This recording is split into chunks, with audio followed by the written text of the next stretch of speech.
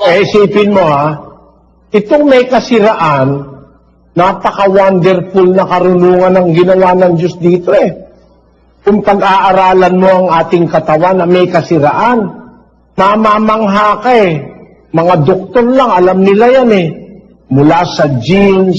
sa DNA, sa hormones, nang mag-umpisa ang isang tao, nagtali kang mag-asawa, yung itlog ng babae ay ipinertilize ng spermatozoa ng isang lalaki,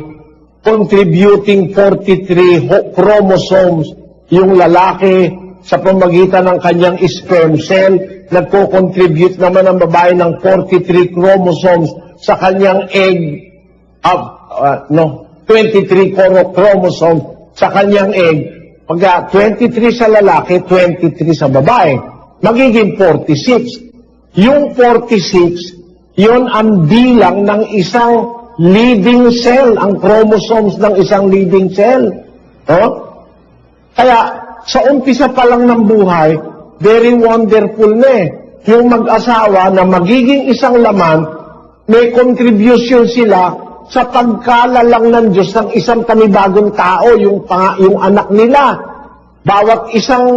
parte, lalaki o babae, nagko-contribute ng 43 chromosomes para mag-umpisa ang isang living cell, na yung living cell na yon, na produkto ng pagtatalik ng lalaki at babae, yun ang magiging fetus, magmumultiply yung cell. Doon pa lang mga wonderful